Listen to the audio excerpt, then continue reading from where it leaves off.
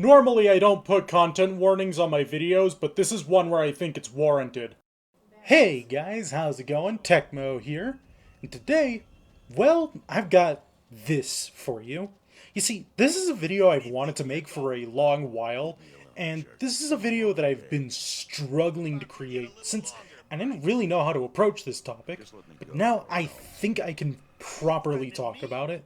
So, with that out of the way, let's get started. Get your politics out of my video games. This was a popular sentiment back in the mid to late 2010s, specifically between 2014 all the way up to 2019, specifically the Gamergate era. If you don't know what Gamergate was, allow me to give you a brief history lesson. Gamergate started around the year 2014. The popular narrative behind Gamergate was the following. This is a social movement that was trying to make sure that free speech in video games was respected. A movement where gamers could avoid SJWs and cringy feminists that were bad-mouthing their favorite media. Gamergate was framed as though it was really just a large group of people trying to push back and form some form of resistance against people who were trying to inflict harm in their social spaces where gamers were prevalent. But let's be honest, is that really what it was? If you ask me back in 2015 to 2016, then yeah, I would have probably agreed. Maybe even in early 2017. More or less because I was kind of just a yes man when it came to inane arguments on the internet that were made by a bunch of propagandists. However, if you ask me now, here's what I would have to say. Gamergate was more of a harassment campaign than it was an actual social movement. There were plenty of factors leading up to this. However, three specifically come to mind, those being cringe culture, anti-SJW sentiment, and grifting. Oh, lots and lots of grifting. During the era of Gamergate, there were a lot of targeted harassment campaigns, specifically against women and people of color. Take Anita Sarkeesian, for example. Well, I think she could be rather condescending sometimes, but come on, listen, this is the internet. People can be condescending on the internet without being questioned. However, people collectively lost their shit when talking about Anita Sarkeesian. The triggeredness and the snowflakery of anti-feminists was so bad that Anita Sarkeesian was having very personal information leaked on random online forums. Let me also mention a person by the name of Zoe Quinn, a female game developer. Zoe was one of the people being attacked when it came to online forums and, hell, physical platforms and public talks. Not only with Zoe Quinn being harassed online, but she was also being harassed in person. During this time, a lot of, in quotes, culture war gamer bros would jump at any slight misspeak or any slight thing that they may have taken issue with to personally attack people, to the point of leaking personal information and death threats. If I'm not mistaken, there were even people who sent Zoe Quinn, Anita Sarkeesian, and Brianna Wu threats of potential sexual assault. I hope I don't need to clarify why this is a bad thing. While there are a lot of people who contributed to said harm, while not having ill intentions, people like the Act Man, Chris Ray Gun, and Review Tech USA come to mind. I don't see these people as being deliberately malicious actors. Rather, they were extremely ill-informed on the rhetoric they were pushing. However, there are also people who rode on Gamergate as if it were a bad dragon, Rags, The Quartering, and Geeks and Gamers, just to name a few.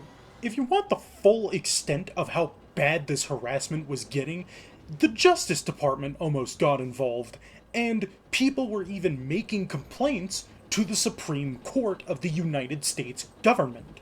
It's so crazy to think that this started off with a bunch of gamers trying to defend their social spaces by sending death threats and rape threats while also saying anything that is slightly progressive is a social justice issue and that is too political and that we need to remove it from video games. How incredibly interesting. Anywho, in short, one argument that I really despise when it comes to get your politics out of my video games is that this kind of harkens back to a bygone era that was so bad the United States government was getting involved over people trying to defend video games from people who had good intentions when it came to talking about their favorite media. Anita did nothing wrong by explaining why Crystal from Star Fox could be seen as a problematic character. Believe me, I could make a really long video about Gamergate and cringe culture, as well as anti-SJW sentiment, and how stupid that time period was, but I'll save that for another video. Oh boy, now that I've finished with that, allow me to get into my other reasons why I hate the phrase, "get your politics out of my video games."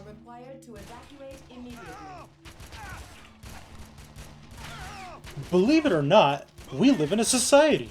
And with said society, we have societal norms, we have folkways, and we have ways of telling stories and communicating ideas.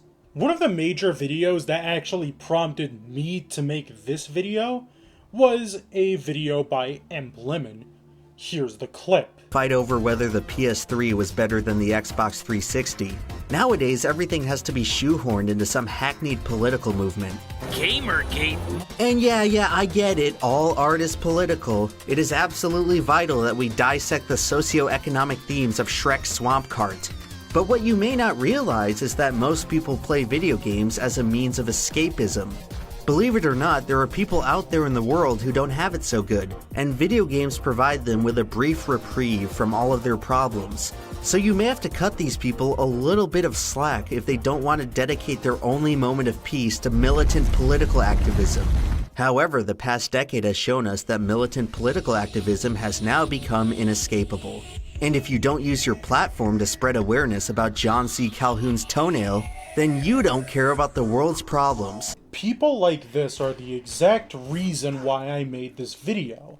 Believe it or not, people who play video games aren't expected to hop into militant political activism, as Lemon says. And in all honesty, this is a complete straw man. Especially when you have game developers that espouse political positions in their games quite often, and in some cases are open about their political affiliation, even going as far as to donate thousands of dollars to specific political parties and campaigns. If anything, this concept of games are purely for escapism thing is bullshit, especially if you're not going to account for the fact that developers, content creators, and avid video game players all engage with politics in this medium. With that said, one of my favorite things to do to get me to unwind from my long day at work and at school is to play video games. That is something that I tend to do. I play video games so I can have fun, but at the same time, acknowledging the fact that there is some more in-depth sort of meaning to a game actually brings out a lot more fun to me, and in fact makes me want to delve even deeper into the story. Just think about how crazy and intricate the Halo or Half-Life storylines are. Red Faction has its own political messages as well, specifically about revolution, anti-corporate notions, and, on top of that, overbearing planetary governments.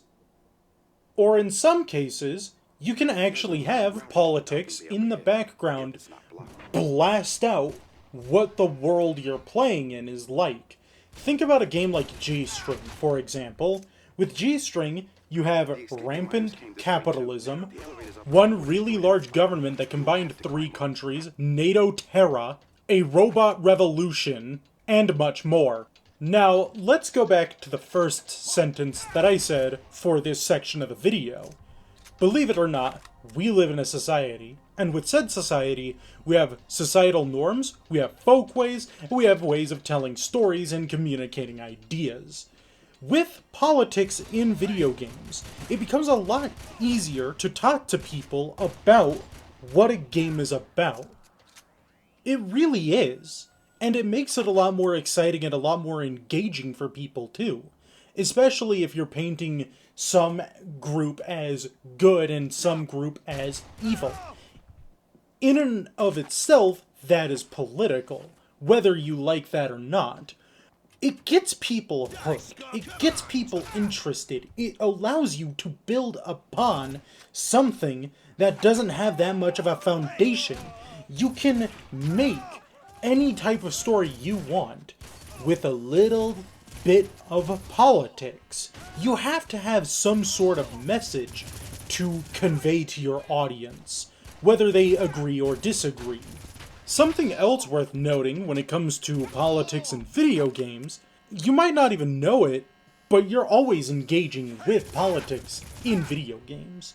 Whether that be corporate politics or geopolitics. Either way, it happens. Here, I'll give an example. Stalker. It's a game by Ukrainian developers. What's going on in the world as we speak? Russia's invasion of Ukraine. Stalker, at the moment, is facing development problems already. But Ukrainian developers are not able to even make money from sales of their games on Steam. Here's my final pushback against Emp Lemon's dumbass opinion. Now, I would assume Emp Lemon doesn't necessarily like corporate greed. In fact, there have been a few videos in which he spoke out against it. And specifically for the film industry, which I think he's a lot more qualified to talk about, and I think he's more of an authoritative figure on that subject. Need I remind Emp Lemon that people like Jack Thompson and Bill O'Reilly existed, and other conservative pundits. And said conservative pundits didn't necessarily want free speech when it came to video games, specifically centered around violence and nudity. Last but not least, you should also probably not get your opinions about video games from a person like Emp Lemon, noted video game enthusiast. There they go. Something that I think will help bolster my argument about needing politics to be in video games to have a good story is this. Tell me what your favorite game is. Is it Half-Life? Is it Undertale? Call of Duty? Ah, no, I think I've got you.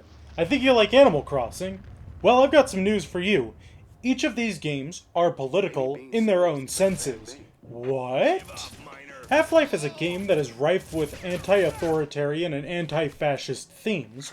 Not only that, but it also gets into dubious scientific ethics at the beginning of the game, with just blatant disregard for any sort of scientific regulations. The same thing goes with Undertale. Undertale has some themes about segregation and specifically genocide. I mean, for God's sake, there's an entire route in the game known as the genocide route, in which you are supposed to indiscriminately kill everything. I'm not really going to talk too much about Call of Duty and how extremely political that game is, because I've already did that in my video known as the State of AAA Video Games, and you can go check that out on my channel. And Animal Crossing has you constantly dealing with price gouging and rent practices that constantly have you under one person's control. I want you to sit down and play a game that you see as being apolitical. Say, Grand Theft Auto San Andreas. Albeit there's very little in the way of government overreach, aside from Frank Tenpenny and his corrupt-as-hell police department, which, fun fact, has a broader message about how the police operates as gangs in the United States. But let's ignore that for now. GTA San Andreas has a different type of politics, specifically gang politics, which also directly ties into the real world, involving legislature, poverty, criminality, corruption, turf wars, drug peddling, etc., etc. I have a fun little exercise for you to do with your favorite game. I want you to sit down and analyze a game's story and any sort of messages that it contains. Just reflect on it. Who knows? Maybe it will open up some new perspective that will make you enjoy video games even more. Hopefully, it will also allow you to understand the thought process that went into making the story of said video game. Hang in there, buddy. You got one more chapter to go through, and hopefully this will definitely drive my point home as to why we should keep discussing politics and video games. The elevator ahead should take you down to level N17.